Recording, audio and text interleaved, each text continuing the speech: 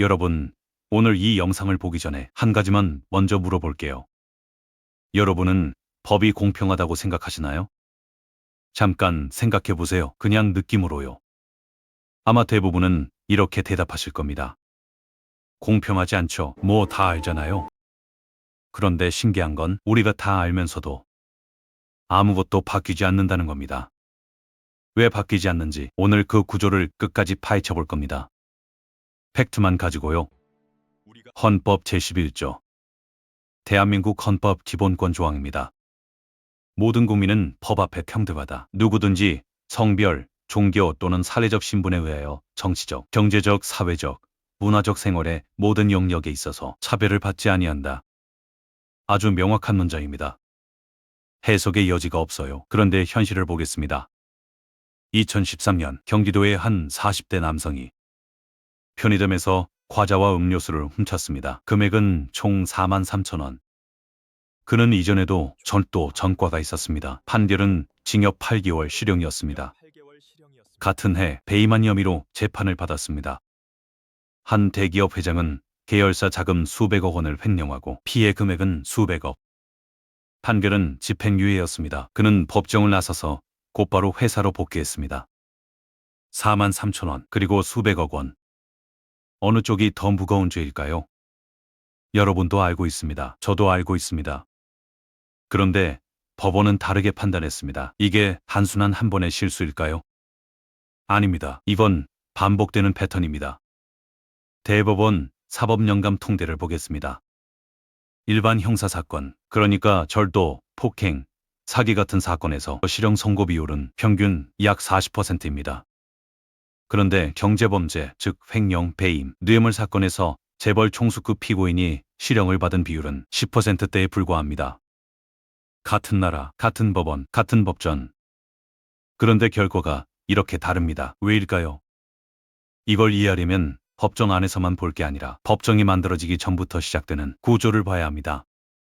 재판은 판사 혼자 결정하는 것처럼 보이지만 실제로는 변호인이 얼마나 잘 싸워주느냐에 따라 결과가 크게 달라집니다. 일반 시민이 재판을 받을 때 선임하는 변호사는 대부분 국선 변호인이거나 개인 사무소를 운영하는 변호사입니다. 비용도 부담이고 선택의 폭도 좁습니다. 반면 재벌 총수나 고위 정치인이 재판을 받을 때는 다릅니다. 수십 명의 변호인단이 꾸려집니다. 그것도 아무 변호사나 데려오는 게 아닙니다. 전직 검찰총장, 전직 대법관, 전직 헌법재판관, 해당 사건을 수사했던 검사 출신 변호사, 이 사람들을 데려옵니다.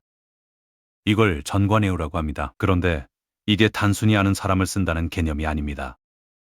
훨씬 구조적인 문제입니다. 전직 검사 출신 변호사는 현직 검사가 어떤 식으로 수사를 진행하는지, 어떤 증거를 중요하게 여기는지, 어디서 협상이 가능한지를 정확히 압니다. 그 사람이 검사실에서 같이 일했던 후배가 지금 그 사건을 수사하고 있을 수도 있습니다. 전직 판사 출신 변호사는 판사가 어떤 논리를 설득력 있다고 받아들이는지, 어떤 판례를 중요하게 보는지를 압니다. 심지어 담당 판사와 같은 법원에서 근무했던 경우도 있습니다. 이건 실력의 문제가 아닙니다. 네트워크의 문제입니다. 그리고 그 네트워크는 돈이 있어야 접근할 수 있습니다. 판결문을 보면 반복적으로 등장하는 표현이 있습니다. 피고인이 국가 경제 발전에 기여한 점을 참작하여 기업의 경영 공백이 국가 경제에 미치는 영향을 고려하여 피고인의 사회적 공헌도를 감안하여. 이 논리가 처음 등장한 건 1990년대 재벌 총수 재판입니다. 그리고 이후 수십 년 동안 거의 모든 재벌 총수 재판에서 이 논리가 적용됩니다. 생각해 보세요. 이 논리가 옳다면 우리 사회는 이런 결론을 내리는 겁니다.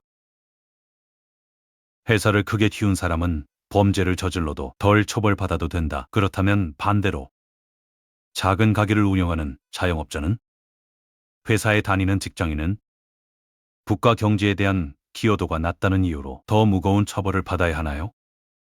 헌법 11조 법 앞에 평등과 이 논리는 정면으로 충돌합니다. 그런데 법원은 수십 년 동안 이 논리를 유지해 왔습니다. 왜냐하면 이 논리가 편리하기 때문입니다. 판사 개인이 재벌 총수를 실형에 보내는 판결을 내리면 어떻게 될까요? 언론에서 경제 불안을 우려한다는 기사가 나옵니다. 재계에서 반발이 나옵니다. 상급법원에서 항소심이 열립니다. 그 판사의 승진 경로에 영향이 갈 수도 있습니다. 아무도 직접적으로 압력을 가하지 않더라도 판사는 그 구조 안에서 판결을 내립니다. 이게 구조적 압력입니다. 설령 모든 관문을 통과하고 실형이 확정된다 해도 마지막 출구가 하나 더 있습니다. 대통령의 특별 사면입니다. 헌법 79조. 대통령은 법률이 정하는 바에 의하여 사면, 감형 또는 복권을 명할 수 있습니다. 이 조항은 원래 사법부의 판단이 지나치게 가혹한 경우 또는 사회적으로 특별한 화해가 필요한 경우를 위해 만들어진 제도입니다. 그런데 현실은 어떻게 됐나요? 이재용 삼성전자 회장 징역 2년 6개월 확정. 2022년 광복절 특별사면. 최태원 SK그룹 회장 징역 4년 확정. 2015년 광복절 특별사면. 이명박 전 대통령 징역 17년 확정. 2022년 12월 특별사면. 박근혜 전 대통령 징역 20년 확정. 2021년 12월 특별사면. 광복절마다 연말마다 특별사면 명단이 발표됩니다. 그리고 거기에는 어김없이 재벌 총수와 전직 대통령의 이름이 들어 있습니다. 정권이 바뀌어도 마찬가지입니다. 진보 정권도 보수 정권도 특별사면을 씁니다. 왜냐하면 사면을 받는 사람들이 가진 경제적, 정치적 영향력이 어느 정권에도 무시하기 어렵기 때문입니다.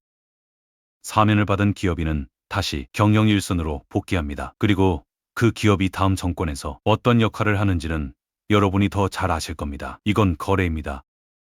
누군가는 이렇게 부릅니다. 아무도 직접 말하지 않지만 패턴은 반복됩니다. 그래서 다시 헌법 11조. 모든 국민은 법 앞에 평등하다. 이 문장은 거짓말이 아닙니다. 헌법에 분명히 쓰여 있습니다. 다만 현실에서는 이렇게 작동하는 것 같습니다.